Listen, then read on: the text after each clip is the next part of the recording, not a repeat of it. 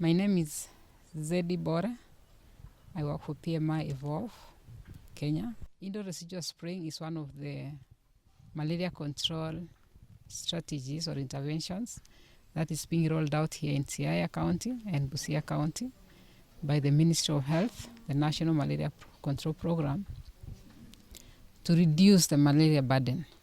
So it essentially involves spraying inside of houses where people are sleeping, the internal walls, the ceilings, with an insecticide that kills mosquitoes. And these, once they kill the mosquitoes, it interrupts the transmission of malaria. So at the end of the day, we have the malaria incidences going down and the malaria burden going down. So it basically reduces the population of the mosquitoes and their densities in the areas where this activity is done. It's been proven to be very impactful. It's very effective in killing the mosquitoes. And so it goes hand in hand with other interventions. In the county, there are other interventions which are being rolled out. For example, use of nets, insecticide-treated nets, larviciding. There is vaccination for the children. And also there is IPTP, or kupea dawa wa mama wajawazito.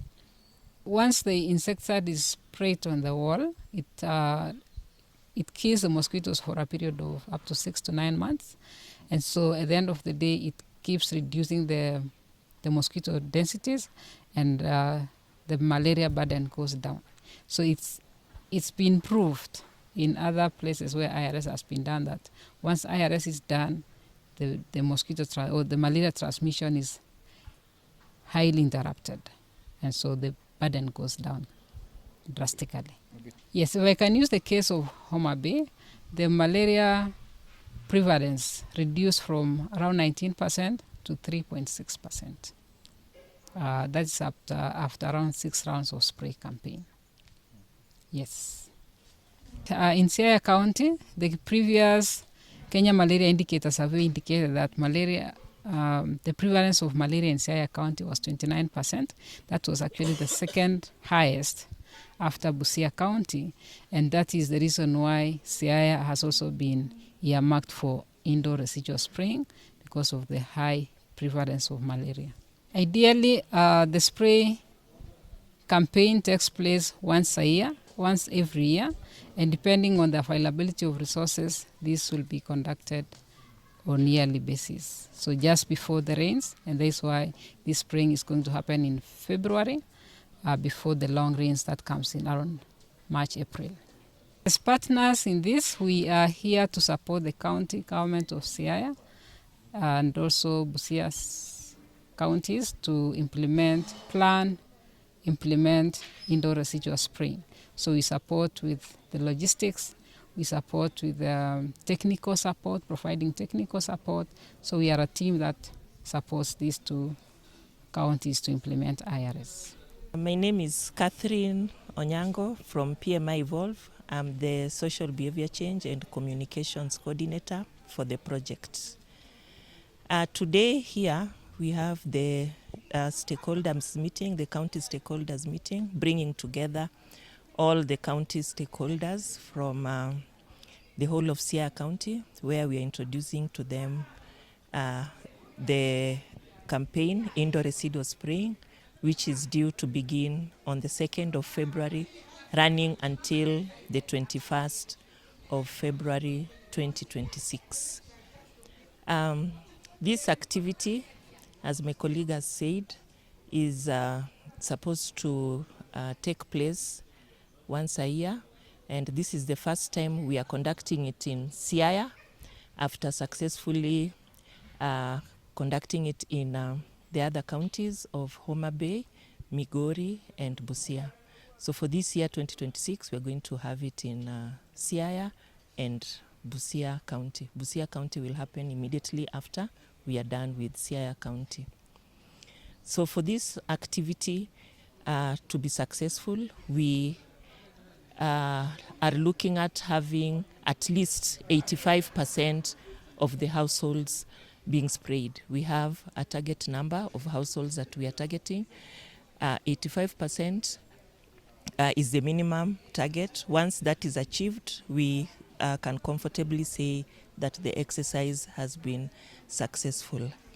So the role of the stakeholders from this point, after the county stakeholders, we expect other stakeholder meetings to take place at the sub-county levels until the ward levels, until the point where all the community members are going to be aware about the campaign and what they're expected to do.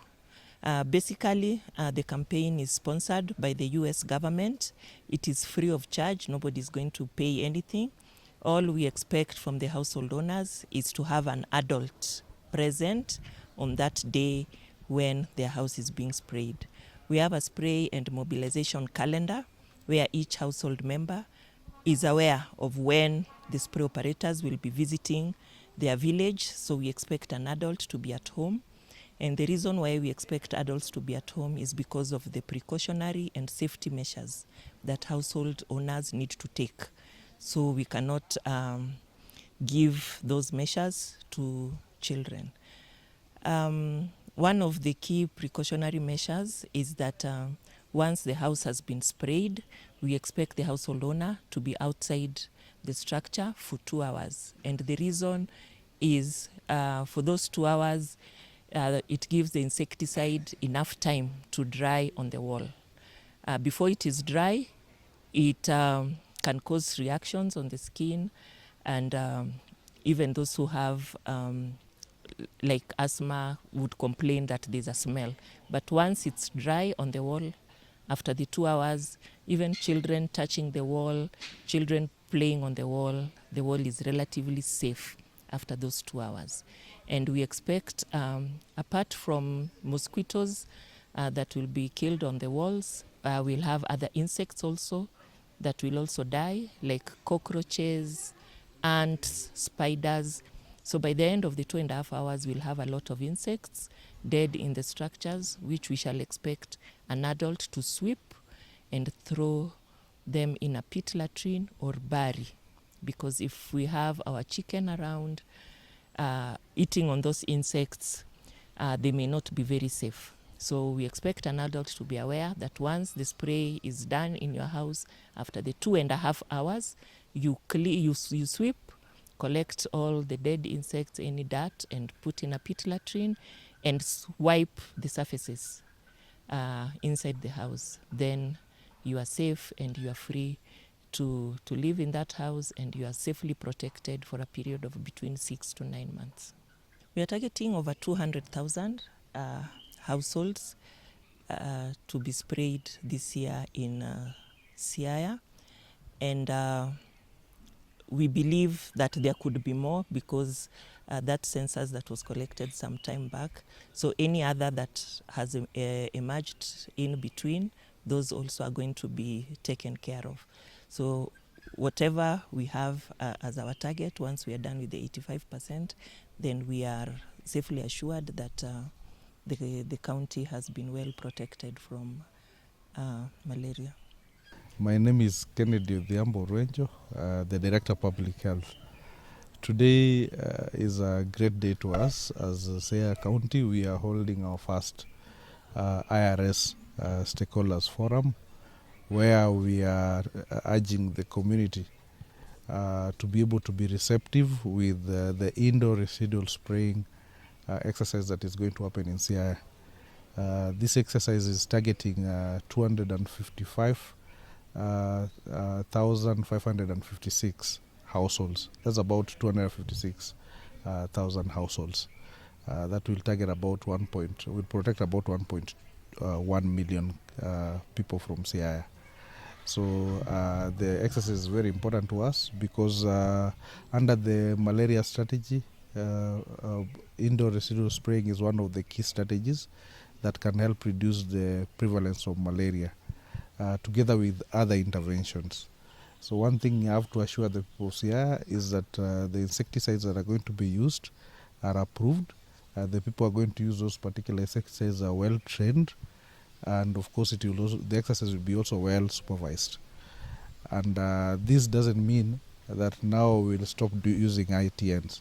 we'll still use the nets, we'll still use all the other malaria prevention measures. The community needs to really prepare for us from the 2nd of next month, that is February 2026, to the 21st of next month. That short period will have a very big significance to the people of Siaya, because after that, if we're able to run a survey, then we'll see the prevalence of malaria go beyond the 2-digit percentage. So that is the urge that we have as the people of Siaya, and also urging our leadership, especially the politicians, to be able to talk about this, advocate for IRS, so that we do not have any refusals from the populace from Siaya. So asanteni sana. Yeah.